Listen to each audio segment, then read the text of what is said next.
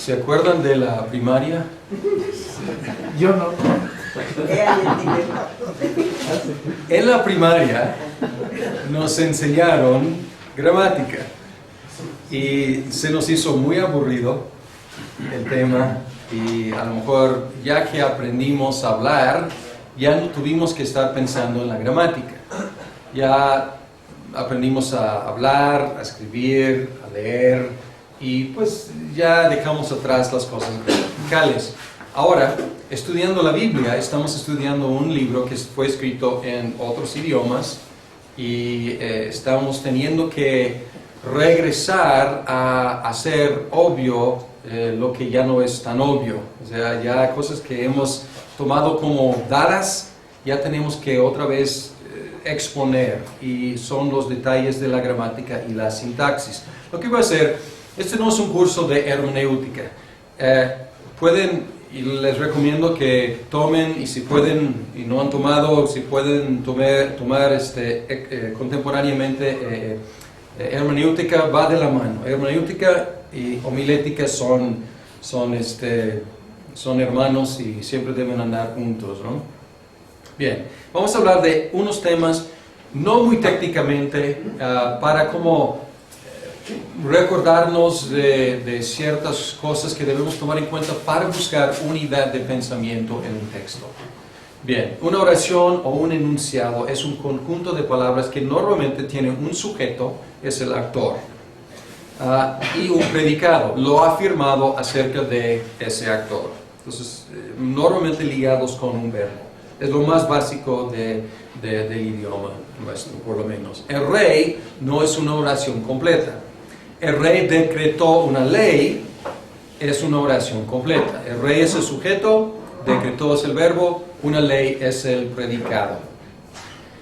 Algunas palabras complementan el sujeto y otras el predicado. Entonces ahí podemos ir construyendo un enunciado más complicado. En su vejez, el rey de Roma. Entonces ya no es solamente el rey, es el rey de Roma y ya es viejito.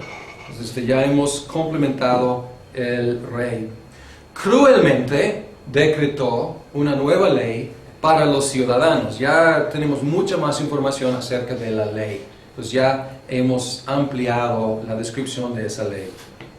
Los sustantivos son las cosas, incluyendo personas, lugares, conceptos, ideas, objetos, etc. Ahora, en este enunciado, en su vejez, el rey de Roma cruelmente decretó una nueva ley para los ciudadanos. ¿Cuáles son los sustantivos? El rey. Rey. Ley. Ley. Cristianos. Roma. Ciudadanos. Ciudadanos. ¿Ok? Bien, y probablemente vejez, pero está aquí como adjetivo. Ajá. Pero no es adjetivo, sería viejo, pero vejez es una cosa. Entonces, en su vejez. Ok, muy bien. Los adjetivos modifican los sustantivos. ¿Algún adjetivo aquí? No, ese es Ok, adjetivo. Nueva. Ajá. Nueva. Así es, el único adjetivo que encuentro aquí es modificar un sustantivo. Los verbos expresan acción o estado, y aquí el verbo es que decretó, es una acción, y luego los adverbios modifican los verbos o los adjetivos. Normalmente lo bueno en español normalmente terminan en mente. O sea, ¿cuál es el adverbio aquí? Cruelmente. Muy bien, ok. Los objetos directos reciben la acción del verbo y los objetos indirectos son perjudicados o beneficiados por la acción del verbo. Me robó el dinero. ¿Cuál es el objeto directo? el dinero. El dinero recibió la acción del dinero. Ahora, ¿quién fue beneficiado o perjudicado por esa acción? Yo. Yo, exacto, yo. Me pagó el dinero. Pues ¿quién fue beneficiado? O sea, yo. Entonces puede ser perjudicado o beneficiado, ¿no? Bien, me pagó el dinero, casi nunca pasa eso. Me pagó el dinero. Eso sí, entendemos todos qué significa, ¿no? Los verbos en español tienen persona primera, segunda, tercera persona, número, singular o plural, tiempo, presente, pretérito, imperfecto, perfecto, pluscuamperfecto, futuro, aunque creo que ya no hablan de pluscuamperfecto, hablan de otra cosa, pero no sé cuál es el nombre nuevo para pluscuamperfecto. A mí me gusta la palabra pluscuamperfecto, suena como muy elegante, ¿no? Bien. Y esto, lo bueno aquí es que es semejante al griego, no tanto al hebreo, pero es semejante en ese sentido, no igual, pero es semejante a griego. Los participios, los infinitivos son híbridas entre sustantivos y verbos y tienen muchas funciones que no podemos mencionar aquí, pero los participios habiendo, fumando, y el infinitivo fumar, haber, pues hay muchas funciones de estos, pero son como híbridas porque infinitivo pensamos es un verbo, fumar, pero luego decimos el fumar te mata, entonces ahí es un sustantivo, es un verbo que funciona como sustantivo, ¿no? El correr es bueno para la salud, el correr es bueno cuando te persiguen, o sea, entonces el sujeto es un infinitivo en ese caso, ¿no? Entonces, y en griego sobre todo hay mucha actividad en los participios. Los participios son muy importantes. Ahora, las conjunciones, y estoy inventando una palabra aquí, las frases conjuncionales son indicadores importantes de las relaciones entre las partes de un enunciado y entre enunciados. Esto es muy importante cuando están tratando de identificar las unidades de pensamiento. Llegas a algo que dice, por lo tanto, no obstante, sin embargo, ya estás en una transición. Pues a lo mejor estás en una transición entre dos unidades de pensamiento y hay que ver la conexión. Pues estos son muy importantes como señales de alguna transición. Ahora, cada idioma tiene su propia gramática. Como digo, español y griego tienen mucho en común. Pues esto es una ventaja para ustedes. La traducción requiere un entendimiento de las dos gramáticas. Una de las mejores maneras de dominar la gramática española es estudiar otros idiomas.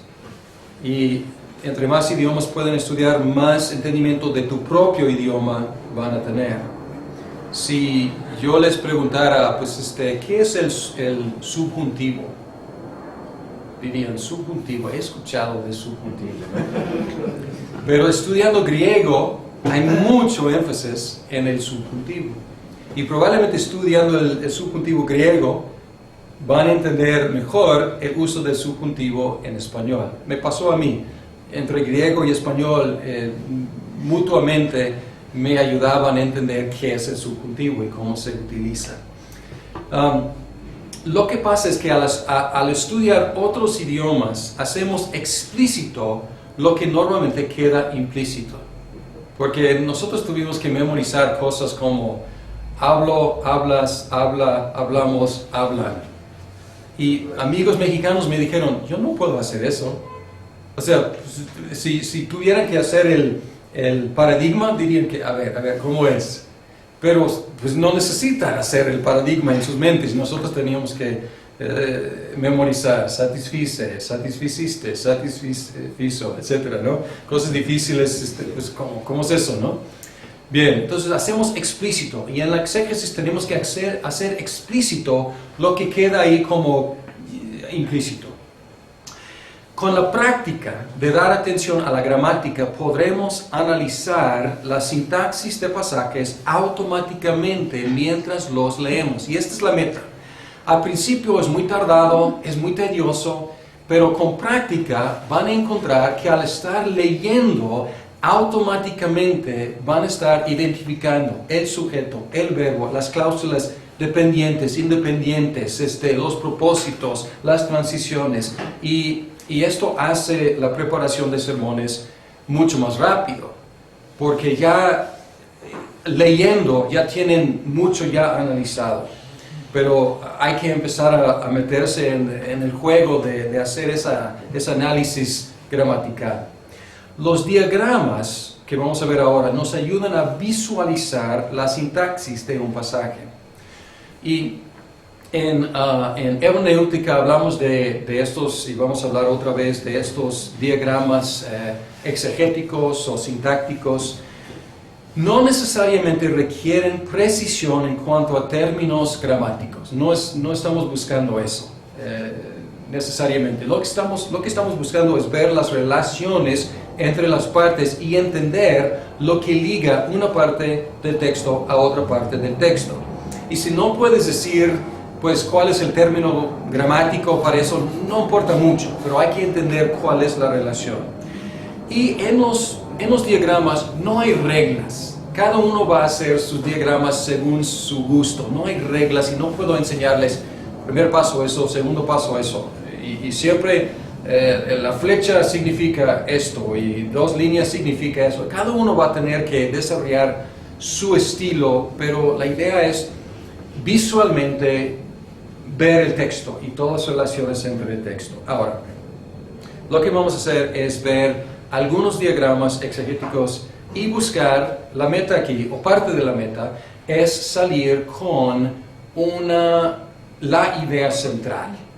Después de descuartizar el texto, luego otra vez unir el texto y decir, este texto quiere decir X.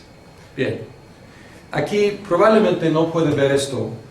Es algo que hice para otro curso sobre los libros históricos del Antiguo Testamento. Algunos de ustedes ya vieron este texto. Yo hice un exégesis sobre este pasaje como ejemplo para el curso, para la clase.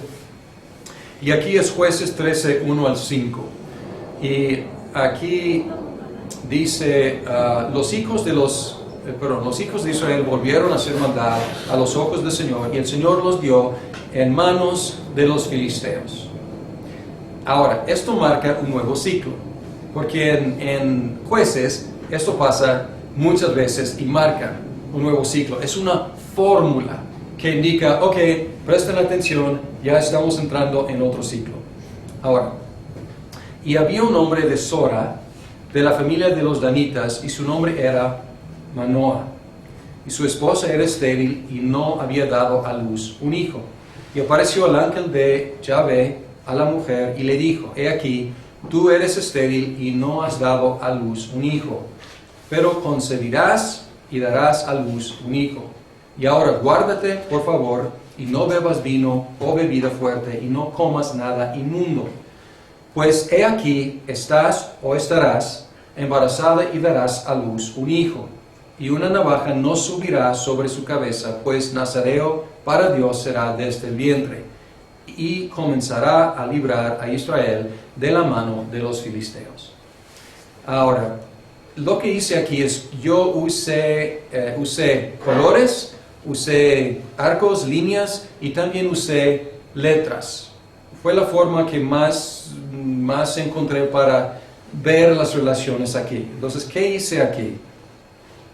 Aquí hice estéril y no había dado a luz un hijo. Otra vez, tú eres estéril y no has dado a luz un hijo. Entonces yo marqué eso en el mismo color, porque es en paralelo. Y luego encontré que 2 veces dice, darás a luz un hijo, darás a luz un hijo. Entonces puse en otro color y yo marqué, si esto es la letra C, esta es la letra menos C, porque es lo opuesto. Entonces es la negación. Si C es, eres estéril, menos C es, darás a luz. Entonces es la negación de C. ¿Y qué más? Aquí, no bebas vino o bebida fuerte. Y otra prohibición, una navaja no subirá sobre su cabeza. No es exactamente la misma palabra, pero puse en paralelo porque son dos prohibiciones con respecto a este niño. Pues primero la mamá, es prohibición que ella bebiera algo de alcohólico, y luego prohibición que el niño no se rape, como algunos suelen hacer. Bien, y aquí puse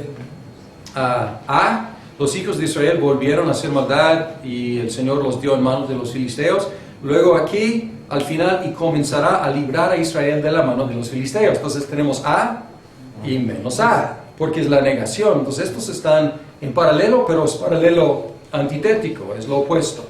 Pues aquí, ¿qué más?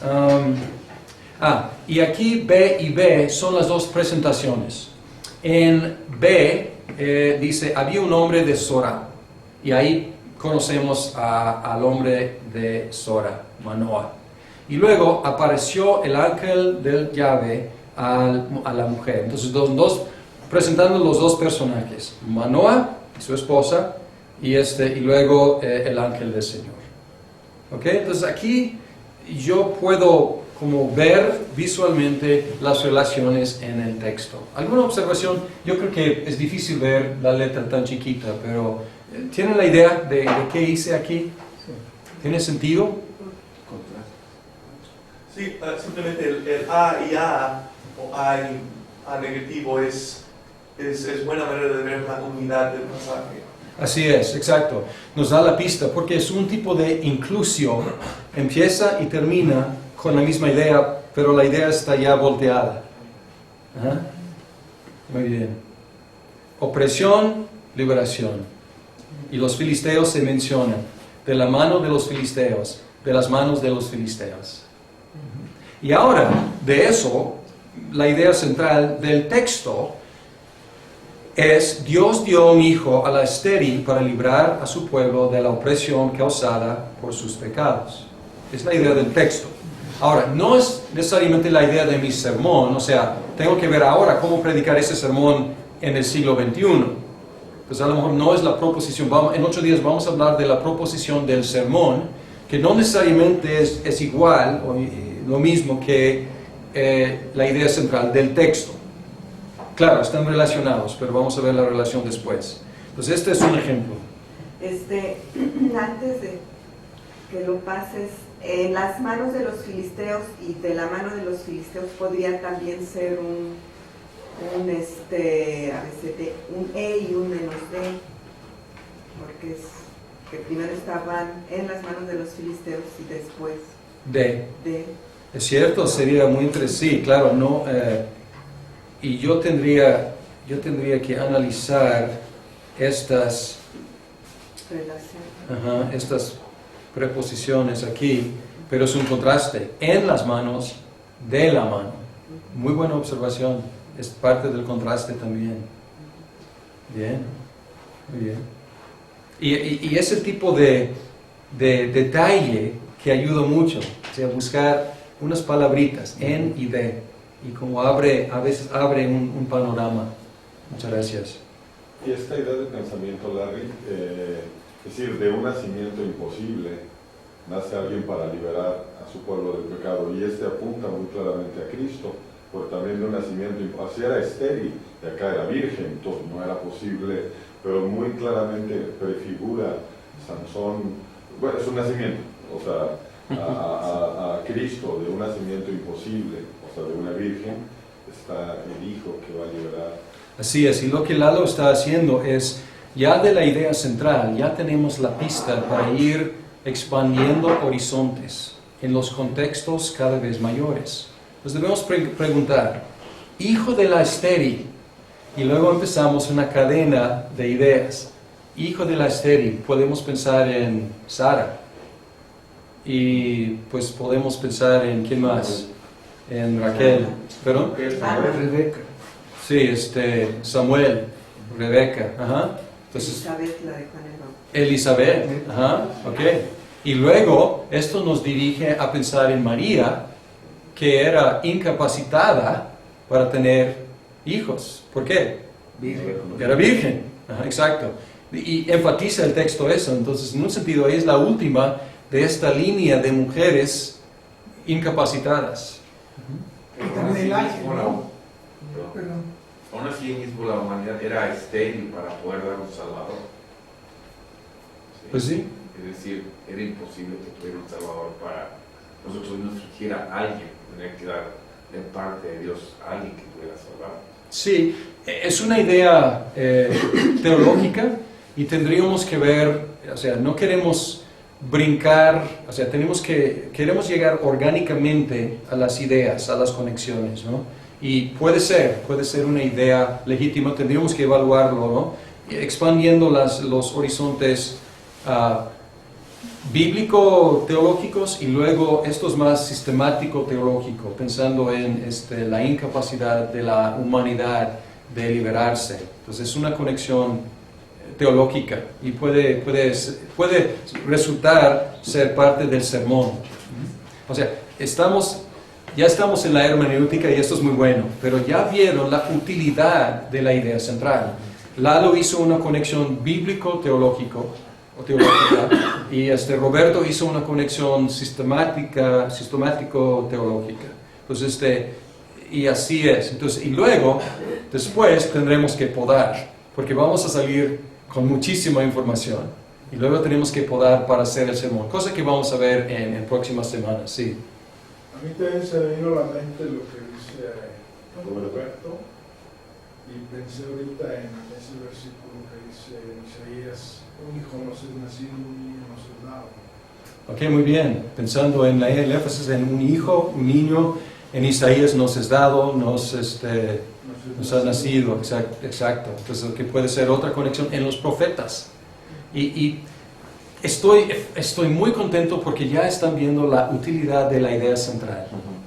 Ya formulando la idea central, ya tenemos como la puerta para abrir muchas otras, a lo mejor la metáfora no está funcionando. Tenemos la llave, más bien, para abrir muchas otras puertas en la Biblia. Y eventualmente para llegar a Cristo, que siempre es la finalidad. Muy bien, excelente.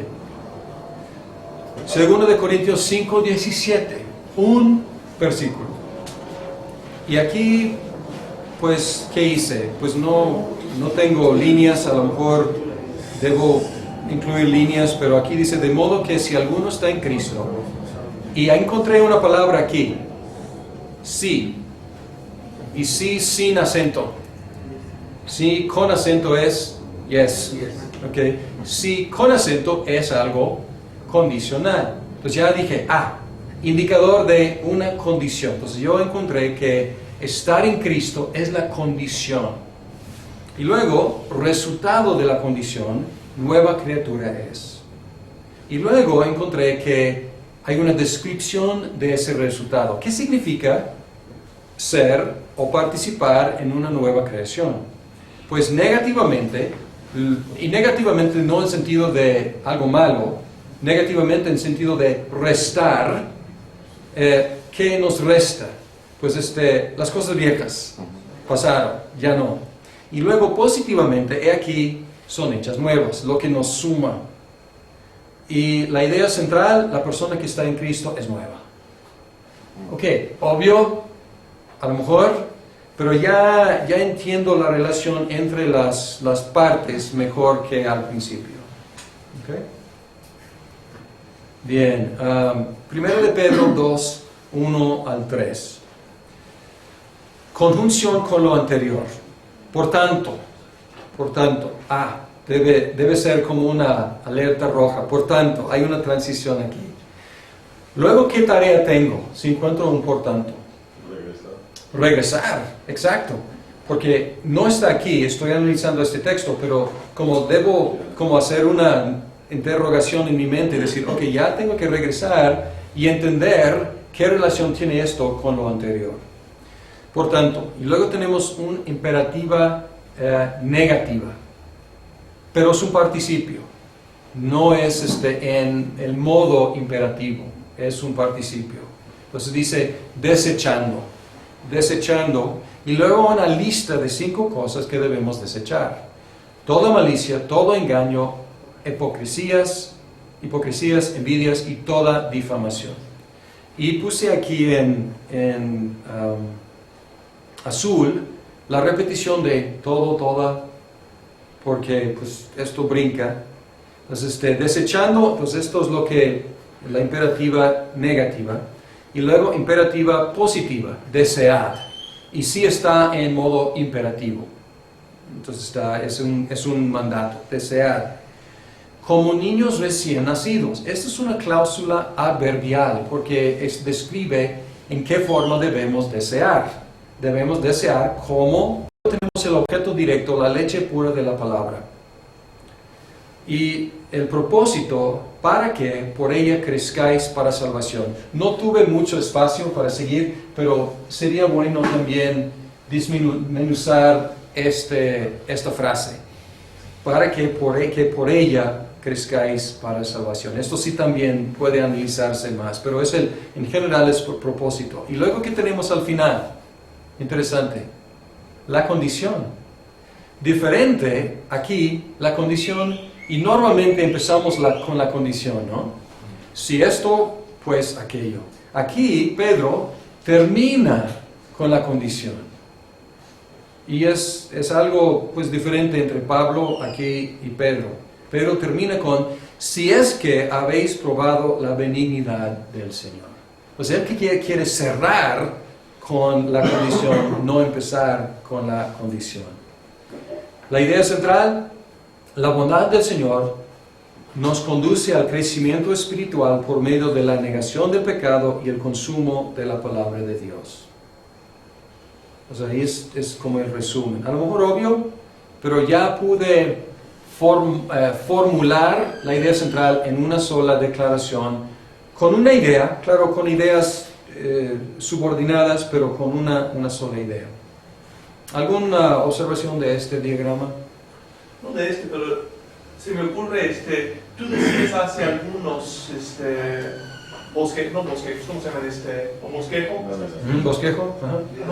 Esta no es la fórmula final de la idea central o tema, porque creo que estaba muy aplicado a ese texto, no estaba universalizado. Pero ya estás en estas, no sé si sea porque el Nuevo Testamento o porque tú has tomado ese paso ya, pero estos son universalizados. Sí. Digo, sí, estos sí sirven. Sí, es buena observación. Estamos anticipando un poco lo que vamos a ver en 8 días de la proposición del sermón. Y a veces la idea central y la proposición del sermón son iguales, sobre todo en el Nuevo Testamento. ¿Por qué? Porque estamos viviendo en la misma época que los recipientes destinatarios de estas cartas. Entonces, la persona que está en Cristo es nueva. Esto fue cierto en el primer siglo, todavía es cierto. Ahora, la bondad del Señor nos conduce, y puse nos conduce porque estamos en el mismo campamento que los cristianos del primer siglo. Probablemente tengo mi proposición para el sermón también. Aquí en Jueces, pues todavía no tengo la proposición para el sermón, porque no estoy en los mismos guaraches que Manoah, su esposa, Samuel, Sansón, etc. Ya tengo que cruzar el puente de la hermenéutica para llegar al siglo XXI. Mientras que aquí estamos en la época del Nuevo Testamento ya. Entonces ya tenemos, probablemente ya tenemos nuestra proposición. Pero muy buena observación. La idea central. Hemos estado hablando de la idea central, vamos a hablar un poco más. La idea central del pasaje es una declaración sencilla de lo que el pasaje quiere comunicar.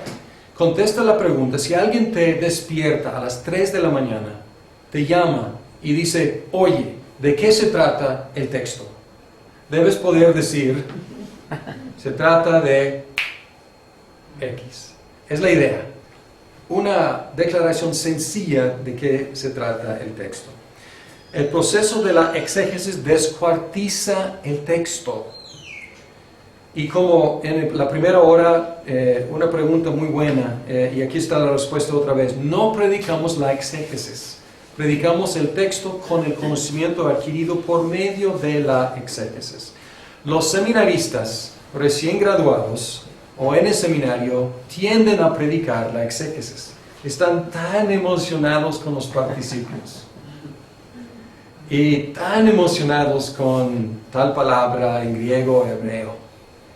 Y muchas veces no pueden resistir la tentación de utilizar, porque para ellos, y no digo que a lo mejor es para presumir en algunos casos, pero dándoles beneficio de la duda, están tan emocionados con lo que descubrieron y quieren como retrasar el camino en lugar de predicar el destino, porque la congregación necesita escuchar el destino y no necesariamente cada paso en el camino. Aunque a veces ayuda, a veces sí ayuda.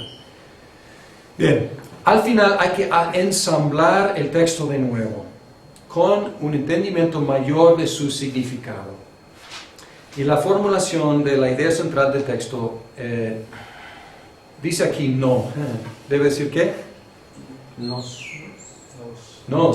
Nos ayuda a ensamblarlo de nuevo en nuestras mentes.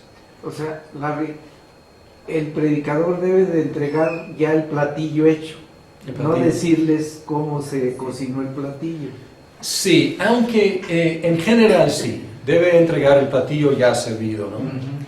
Aunque a veces sí, hay que llegar, a veces sí es un texto que requiere explicación, que es algo difícil la traducción o difícil la interpretación y hay diferentes interpretaciones vigentes.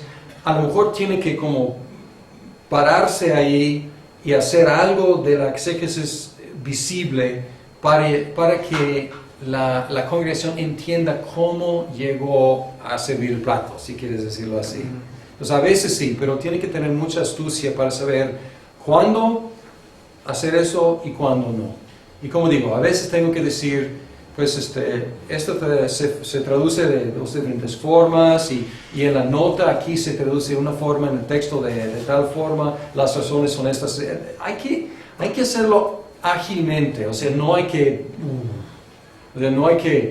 hacerlo de una forma pesada, pero que la gente entienda cómo llegaste a ese punto. A veces no tienes que hacer eso. Pues llegando dicen, sí, ya entiendo, es obvio. Pero a veces dicen, a lo mejor van a decir, yo no, o sea, brincaste mucho y no estoy muy convencido. Y si es así, hay que convencer por medio de explicar el proceso un poco. Pero hay que tener mucho cuidado con eso. Bien, ejercicio. Vamos a parar la cinta, la grabación, y vamos a hacer un ejercicio en grupos. Tenemos poco tiempo, pero si dispensan un poco, vamos a hacer un ejercicio, por lo menos empezar. Abrir primero de Pedro y vamos a buscar unidades de pensamiento. Luego, próximo paso sería hacer diagramas exegéticos y luego formular la idea central. Entonces vamos a formarnos en grupos y hacer ese ejercicio en grupos. Primero